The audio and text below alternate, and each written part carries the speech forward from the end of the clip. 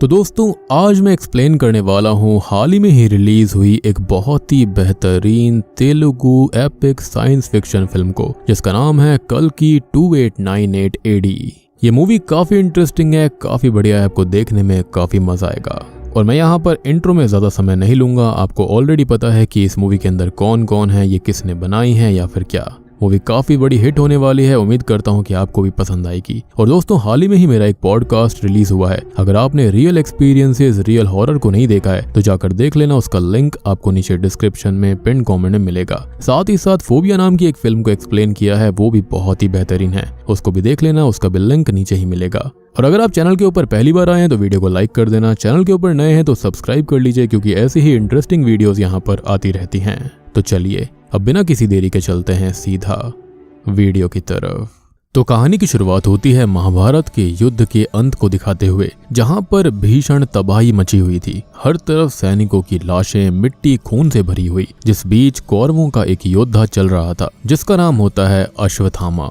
अब अश्वत्थामा इतने गुस्से में होता है कि वो अर्जुन के बेटे अभिमन्यु की बीवी उत्तरा के गर्भ में पल रहे बच्चे की तरफ एक ब्रह्मास्त्र चला देता है। हालांकि देखो ऐसा हुआ तो था, लेकिन जो रियल कहानी है वो इससे थोड़ी सी हटकर है, और यहाँ पर मैं समझ सकता हूँ कि इन्होंने ऐसा क्यों किया, इसके बारे में भी एंड में बात होगी। खैर अब कृष्ण भगवान भी अश्वत्थामा के इस एक्ट से बहुत ही गुस्से में थे। कृष्ण भगवान अश्वत्थामा के माथे की मणि को निकालते हुए उसको श्राप देते हैं कि वो मरेगा नहीं, सड़ेगा, उसके शरीर को कीड़े खाएंगे, उसके माथे से खून बहता रहेगा, उसका कोई भी घाव कभी नहीं भरेगा। अब उसको इंतजार करना होगा कली युग के अंत का, जब पाप बढ़ जाएगा और पुण्य बिल्कुल नहीं बचेगा, और तब जाकर वो अपने 10वें अवतार में जन्म लेंगे। जैसे उसने आज एक गर्भ को उजाड़ने की कोशिश करी है, वैसे ही भविष्य में उसको उस लेडी का गर्भ बचाना पड़ेगा जिसके अंदर उनका 10वां अवतार पलेगा, और तभी उसका ये श्राप खत्म होगा। और ये जो मणि होगी ये खुद पे खुद उसके पास पहुंचकर चमकेगी, उसे इशारा करेगी कि हाँ वक्त आ चुका है।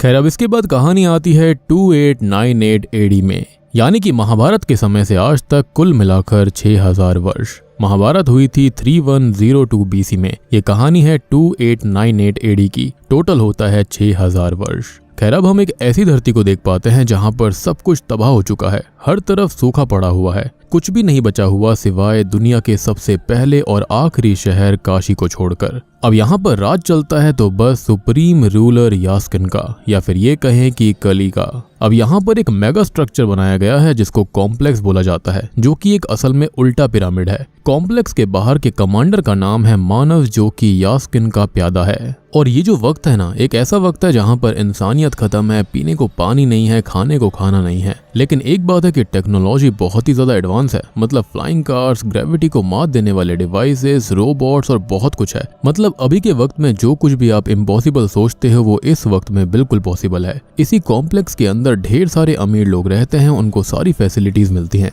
और बाकी जो बेचारे गरीब लोग हैं उनको यहाँ वहाँ से इस जगह पर काम पर लगाया जाता है। यहाँ पर कुछ बाउंटी हंटर्स भी हैं जो कि कुछ पॉइंट्स इकट्ठा करते हैं, और अगर किसी के पास 1 मिलियन पॉइंट्स हों तो वो कॉम्प्लेक्स में एंटर कर सकते हैं। पॉइंट्स को आप न्यू एज का पैसा मान सकते हो। और यहाँ पर ऐसी टेक्नोलॉजी भी है, किसी भी इंसान के ऊपर आप स्कैन करोगे तो आपको उसका पूरा डेटा मिल जाएगा, उसके पास कितने पैसे हैं, वो क्या क्या करता है, उसका क्या काम है, या फिर वो क्या कर सकता है, सब कुछ यहाँ पर पता चलता है। अब इस दुनिया के अंदर, इस वक्त के अंदर औरतों का, फीमेल्स का तो सबसे बुरा हाल है, स्पेशली जो वर्जिन है, क्योंकि ये जो यास्किन है वो एक तरह से कली डीमन है। वो खुद को भगवान मानता है, 200 साल से उसकी ज्यादा उम्र है, और वो हर एक फीमेल को अपने ही सीड से प्रेग्नेंट करता है। असल में उसको एक ऐसी लड़की चाहिए जो कि उसके सीड को 120 दिन से ज्यादा अपने गर्भ में रख सके, और फिर उसके गर्भ को एक्सट्रैक्ट करके वो एक सीरम बनवाता है ताकि वो खुद को सबसे शक्तिशाली बना सके। लेकिन कोई भी लड़की अभी तक ऐसी जिंदा नहीं है जो कि 100 दिन से ऊपर इसको संभाल सके, यानी कि सीड को 100 दिन से ऊपर संभाल पाए।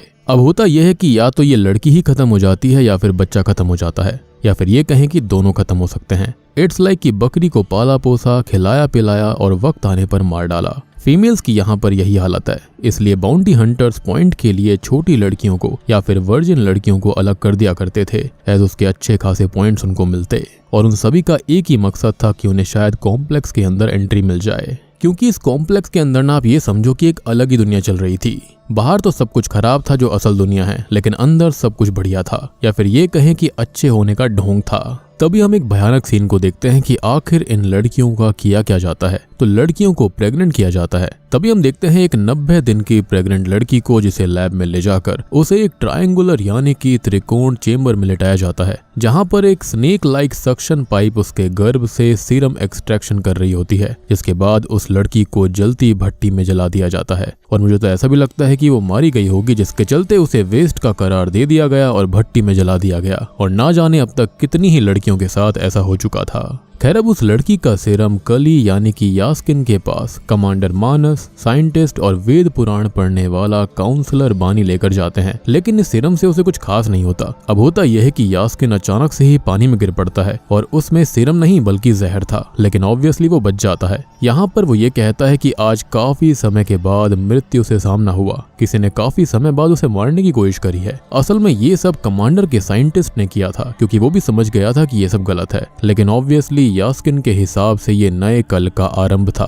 तो साइंटिस्ट को अपनी जान से हाथ गंवाना पड़ता है। अब आप ये सोच रहे होंगे कि कितना पाप बढ़ गया है, तो क्या कहीं पर भी पुण्य नहीं बचा? तो नहीं, ऐसा नहीं है। असली भगवान में मानने वाले कुछ लोग आज भी जिंदा हैं, जिनको रेबल्स कहते हैं। ये लोग असल में शंभाला में रहते हैं, जो कि सबसे छुपा हुआ है। अदरवाइज यास्किन और कमांडर इस जगह को भी तबाह कर देते, यानी कि वो भी अभी तक इस जगह को ढूंढ नहीं पाए हैं। ये रेबल्स छुप कर सबकी हेल्प करते हैं। इन सब की एक मेन लीडर है, जिसका नाम है मरियम, जो कि अश्वत्थामा, महाभारत, कल की अवतार सब पर विश्वास रखती हैं कि एक दिन माँ आएंगी जिसके जरिए कल की आएंगे।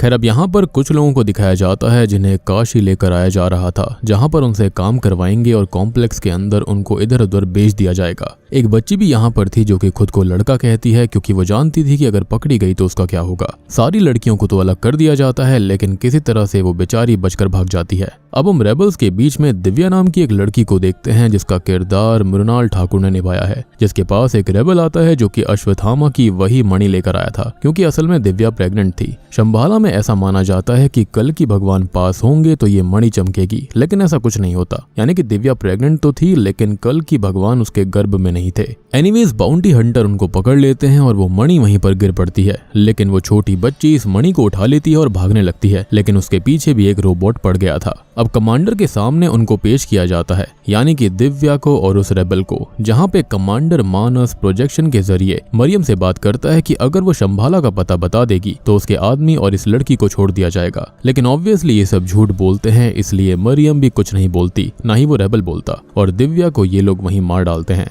रेबल का भी खून हो जाता है और ऐसा लग रहा था जैसे धरती पे वाकई में अच्छाई खत्म हो गई है। अब तभी हमारी मुलाकात एक और बाउंटी हंटर से होती है, जिसका नाम है भैरवा, जिसका रोल प्रभास ने किया है। भैरवा की एक रोबोट कार AI बुज्जी होती है, जो कि एक लड़के को 5000 पॉइंट्स के बेसिस पर एनालाइज करती है, जो कि उसी ट्रक के अंदर आया था जहां पर एक छोटी बच्ची भी थी, यानी कि वो छोटी लड़की जो कि भाग गई। अब यहाँ पर हर एक बाउंटी हंटर की यही इच्छा है कि वो 1 मिलियन पॉइंट्स करके कॉम्प्लेक्स में चला जाए। सेम यहाँ पर भैरवा का भी सपना था। अब भैरवा यहाँ पर खूब लड़ाई करता है और उस लड़के को कैप्चर कर लेता है, क्योंकि वो एक बहुत ही अच्छा फाइटर होता है, क्योंकि ही वॉज वेरी स्पेशल। अब भैरवा की बात करें तो उसको बचपन से ही कैप्टन ने पाल पोस कर बड़ा किया था, लेकिन कैप्टन उसको ही बेचने वाला होता है, लेकिन उससे पहले ही भैरवा कैप्टन को बेच देता है, meaning he was very smart. लेकिन फिलहाल वो कर्जे में है, रेंट नहीं दे पाता, लोगों के पॉइंट्स नहीं लौटा पाता, और भैरवा का बस एक सपना है कि उसको भी कॉम्प्लेक्स के अंदर जाना है, वहां पर रहना है और कुछ नहीं। और उसको एक लड़की बहुत पसंद करती है, जिसका नाम रॉक्सी है। रॉक्सी को अब 70 दिन का कॉम्प्लेक्स में काम करने का एक अपॉइंटमेंट मिलता है, और तब जाकर भैरवा उससे ये रिक्वेस्ट करता है कि एटलीस्ट वो उसको वहां पर लेकर चले,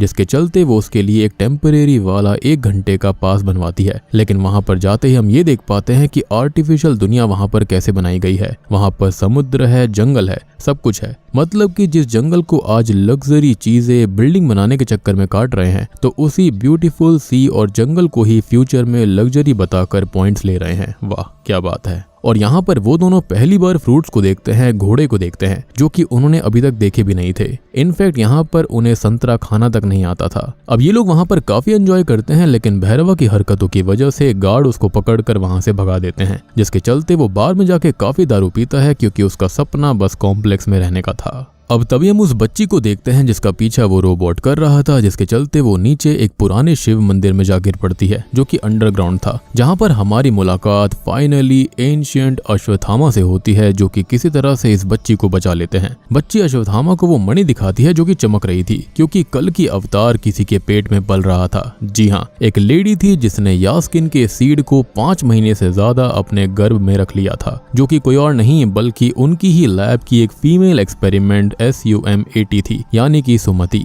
जिसका रोल दीपिका पादुकोण ने निभाया है। अब उसकी ही एक कलीग लिली उसको फंसवा देती है, जिसके चलते उसको भी सीरम बनवाने के लिए उसी ट्रायंगुलर चेंबर में डाल दिया जाता है, लेकिन वो सरवाइव कर जाती है। यानी कि वो पूरी मशीन खराब पड़ गई थी और खाली एक ही बूंद एक्सट्रैक्ट हो पाती है। अब इसके चलते होता यह है कि पूरी जगह की लाइट चली गई थी, मशीन अचानक खराब हो गई थी। इनको अब एक्सट्रैक्शन के दौरान महाभारत का एक बहुत ही खतरनाक हथियार मिलता है, जो कि अर्जुन का धनुष गांडीव था, जो कि अचानक से ही एक्टिवेट हो जाता है। उसको कोई भी छू नहीं पा रहा था। काउंसलर बानी उसको हाथ लगाने की कोशिश करता है, लेकिन उसको बहुत तेज झटका लगता है। वो कम से कम 20 फीट दूर जाकर गिरता है। लेकिन हम ये देखते हैं कि लिली ने ही यहाँ पर सुमिता को बचा लिया था। असल में वो रेबल ग्रुप की सीक्रेट स्पाई थी और 2 साल से यहाँ पर वो छुपकर सब कुछ देख रही थी। उसको एक सीक्रेट प्रोजेक्ट के बारे में पता लगाना था जो कि यास्किन कर रहा था, यानी कि वही प्रेग्नेंट लेडीज वाला। उसको लगा था कि सुमिता को बचाना जरूरी है और वो उसको एक सीक्रेट रास्ते पर जाने के लिए कहती है, क्योंकि टनल के दूसरी ओर उसके आदमी वहां पर वेट कर रहे होंगे।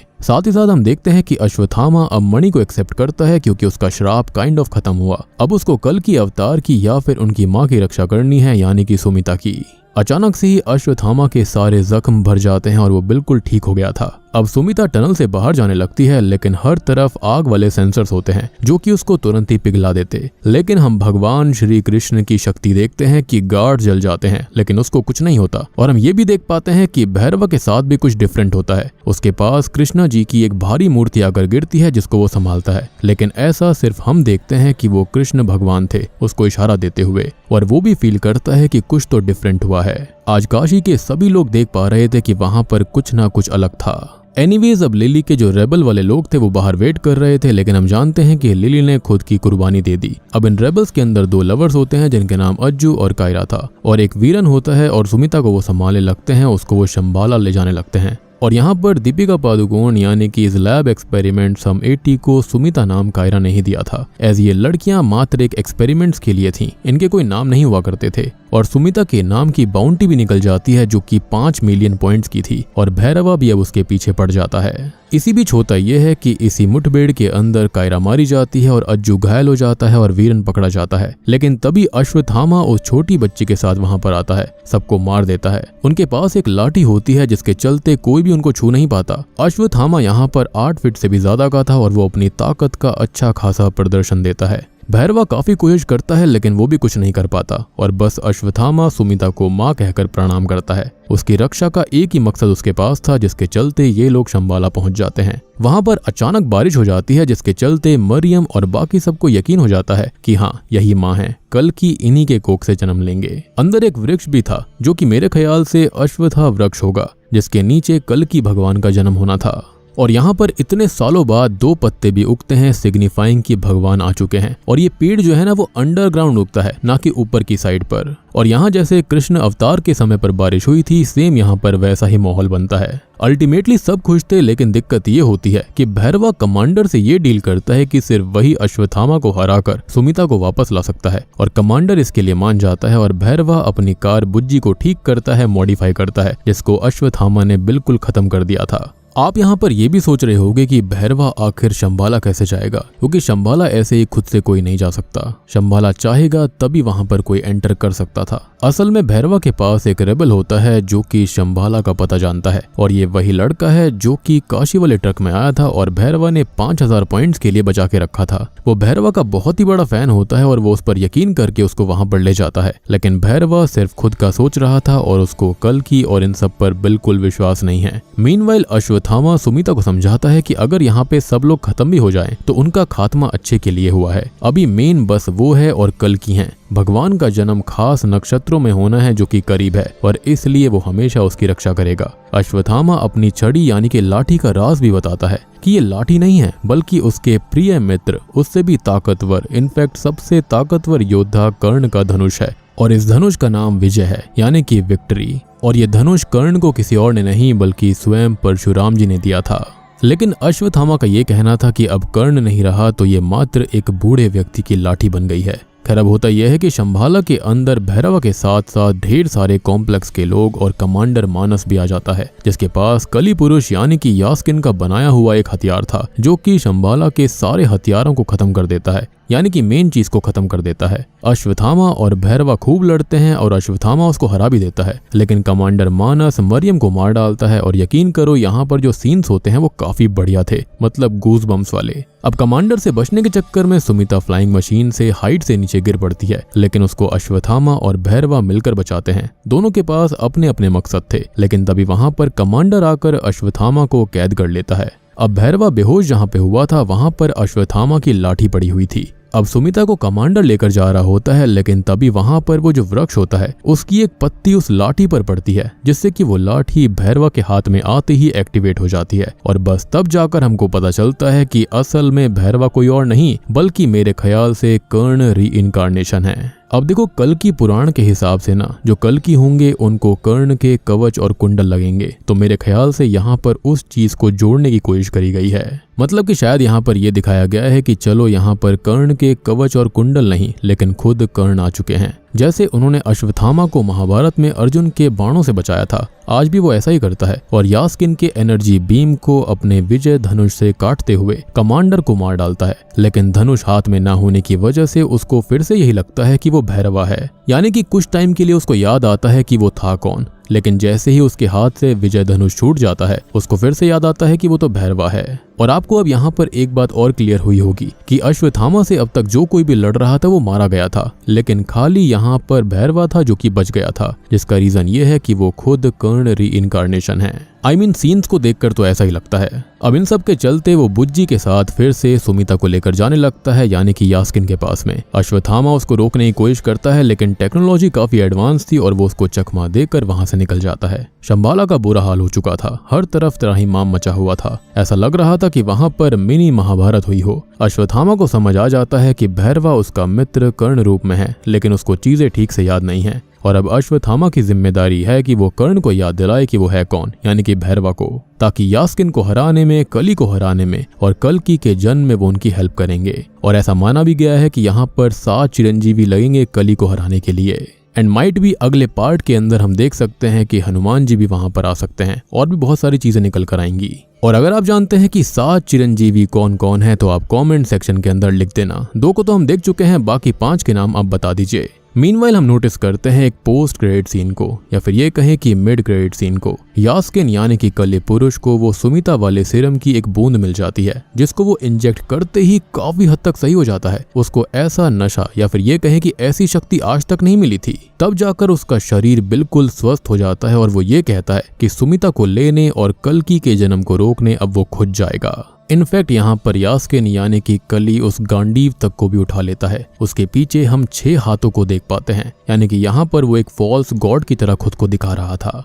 और ऐसा डिस्क्रिप्शन हमें वेदों के अंदर भी मिलता है कि जो कली होगा उसके कई सारे हाथ होंगे, वो दिखाएगा कि मैं कितना महान हूँ। बेसिकली यहाँ पर वो कृष्ण भगवान को मॉक करने की कोशिश कर रहा था। और अब आप ये भी सोच रहे होंगे कि जब मशीन्स इस गांडीव को नहीं उठा पाई, इंसान नहीं उठा पाए, तो यहाँ पर यास्किन ने ऐसा कैसे कर लिया। तो उसके अंदर कल की अवतार की एक बूंद चली गई थी, यानी कि उनकी एनर्जी चली गई थी, जिसके चलते शायद से वो उसको उठा पाया। हम ये भी नोटिस करते हैं कि उसके शरीर से जुड़े हुए जो लाइफ वाले तार होते हैं वो भी अलग हो जाते हैं। और उसके इर्द गिर्द हम 6 मैजिकल ऑर्ब्स को भी देख पाते हैं, या फिर ये कहें कि 6 उड़ते हुए गोले, जो कि मेरे ख्याल से काम, क्रोध, मद, लोभ, मोह और अहंकार को दर्शाते हैं। इनफैक्ट मैंने कहीं पर यह भी पढ़ा था कि जो कली है ना, उसको यहाँ पर खाली इन कुछ चीजों के अंदर ही जगह दी गई थी, जैसे कि सोना, प्रोस्टिट्यूशन और ये सब। तो माइट भी ये सब उनको भी दर्शा रहे होंगे। और अगर आप इस मूवी के अंदर देखोगे तो यहाँ पर यही सब चीजें हो रही थी। प्रोस्टिट्यूशन भी हो रहा था, वहां पर बहुत ज्यादा दिक्कत हो रही थी, स्लॉटर हो रहा था, और उन्हीं के अंदर ये कली बसता है। अब देखो यहाँ पर हमें कली का एक फिजिकल मैनिफेस्टेशन दिखाया गया है, लेकिन कली जो है ना वो इन सब गलत कामों के अंदर बसता है, जैसे कि स्लॉटर, अल्कोहल, गोल्ड, प्रोस्टिट्यूशन और ये सब जो चीजें आती है ना, इनके अंदर कली डीमन का जिक्र करा गया है कि इन्हीं सब के चलते इंसान का दिमाग खराब होता है। और हमें दिखाया भी जाता है कि कली का इन सब पर कंट्रोल है, और यहाँ पर ये जो कॉम्प्लेक्स है और ये सारी चीजें हैं, ये सब यही दर्शाता है कि कली कैसे खुद को यहाँ पर सबके ऊपर मैनिफेस्ट कर रहा था और इन्हीं सब से उसे शक्ति मिलती है। और तभी हमारी धरती का ये हाल इस मूवी के अंदर था।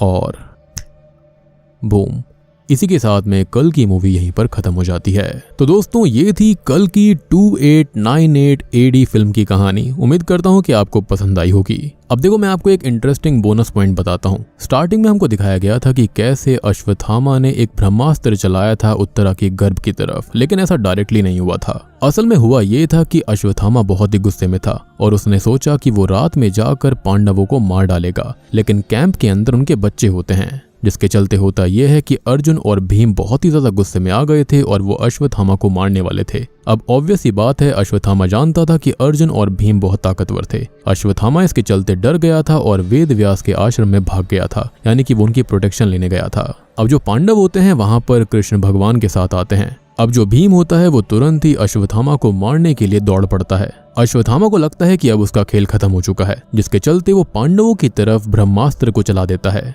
अब इस चीज को देखते हुए अर्जुन ने भी अपना ब्रह्मास्त्र उसकी तरफ चला दिया था। अब भगवान कृष्ण जानते थे कि इसके चलते क्या होगा, आने वाली जनरेशंस खत्म हो जाएंगी, धरती खत्म हो जाएगी, जिसके चलते उन्होंने वेद व्यास जी से ये कहा था कि आप ब्रह्मास्त्र को कोलाइड करने से रोक लीजिए, यानी कि यहाँ पर आपस में टकराने से रोक लीजिए। अब वेद व्यास जी ने यहाँ पर ब्रह्मास्त्रों को बीच हवा में ही पकड़ लिया था, जिसके बाद कृष्ण भगवान ने अर्जुन और अश्वत्थामा दोनों को कहा कि वो अपना ब्रह्मास्त्र वापस बुला ले। अब देखो अर्जुन को ब्रह्मास्त्र को वापस बुलाने का मंत्र पता था, लेकिन अश्वत्थामा ये बोलता है कि उसको खाली ब्रह्मास्त्र चलाना आता है लेकिन वापस लेना नहीं आता। इसलिए कहते हैं कि आधी नॉलेज हमेशा खतरनाक होती है। अब कृष्ण भगवान रिक्वेस्ट करते हैं ब्रह्मा जी को कि वो अपना वेपन वापस ले लें, लेकिन ब्रह्मा जी बोलते हैं कि अगर एक बार इस अस्त्र को किसी का नाम लेकर छोड़ दिया गया है तो वो उसको खत्म कर ही वापस आएगा।